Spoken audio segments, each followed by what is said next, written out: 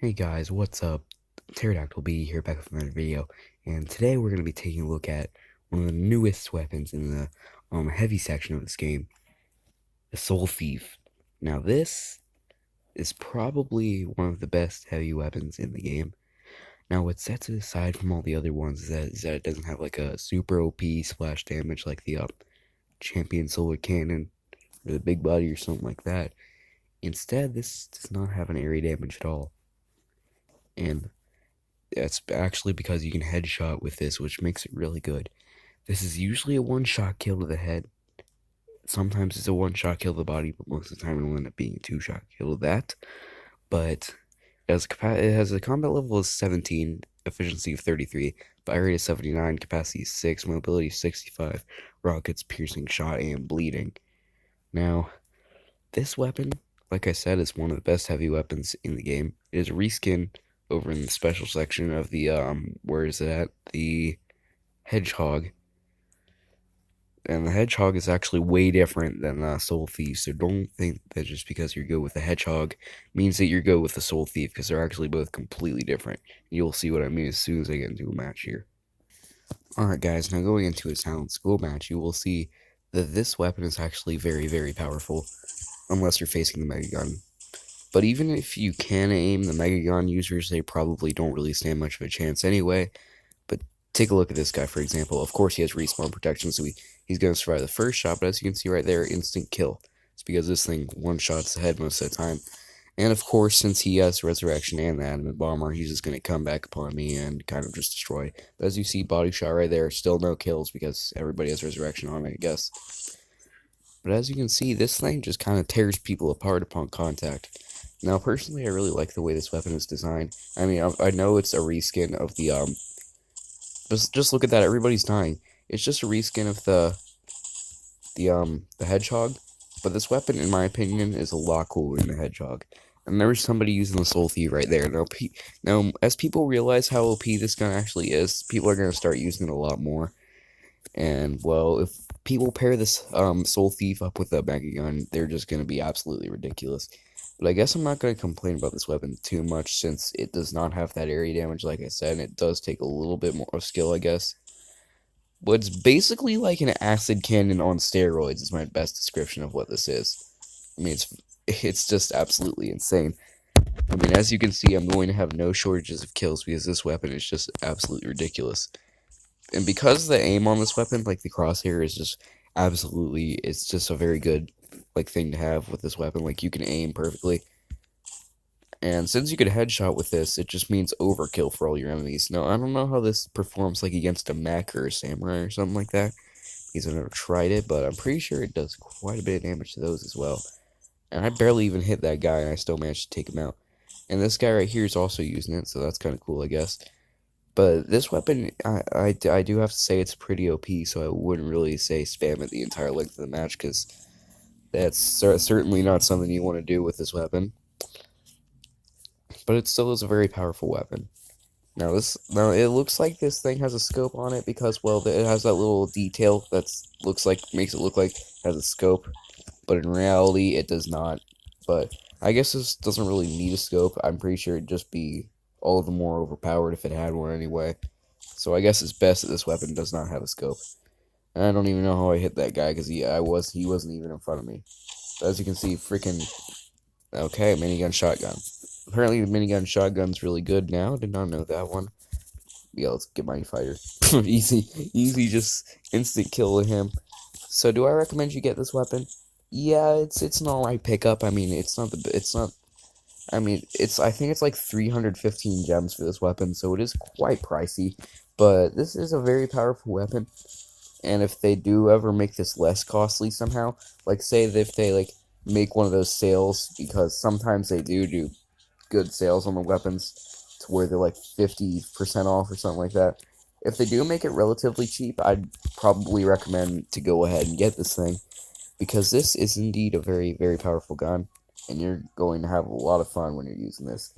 Now, like I said, this is a bit overpowered, but that doesn't really matter. And it does have a 6 capacity, which certainly isn't the highest in the world, but you're barely gonna ever run out of ammo because you're just going to die a lot. I mean, you're always gonna die a lot in this game, no matter what. But as you can see, I just got a nice little multi-kill right there.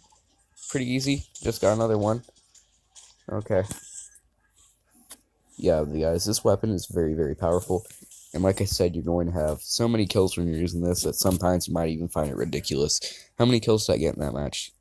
20. Yeah, this weapon, you guys, like I said, probably one of the best pickups for a heavy weapon out there. Of course, since this weapon doesn't have an area damage, it's going to prove a bit of a not a disadvantage compared to some of the other ones, but that doesn't really matter because either way, this weapon's powerful whether or not it has an area damage. I'm kind of glad that this doesn't have an area damage because if it did, it'd just be absolutely ridiculous, out of control. Everybody would be using it and just be like, I wouldn't even want to imagine what that'd be like.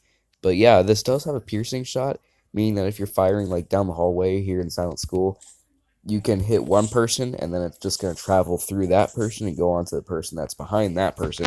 I just kind of said person like 50,000 times right there. But yeah, that's pretty much how this weapon works. And with that piercing shot is actually very freaking useful. Now, I don't know how the bleeding effect works, even though the bleeding effect probably isn't that useful since this weapon's already a one-shot kill anyway. But I guess if they survive the first shot and they somehow live through that, then that bleeding effect probably does a lot of damage because look at this thing. Look at this thing go. Will it kill the samurai? Well, I guess it does. That's, getting a samurai kill is always nice. No, I don't know if this beats the steampunk fist, probably not, but guys, seriously, this weapon is like absolutely ridiculous, and I definitely recommend you get this. Like I said, if they make this a little less pricey, 315 gems is quite pricey, but would I say 315 gems is worth this weapon? Maybe. I don't know.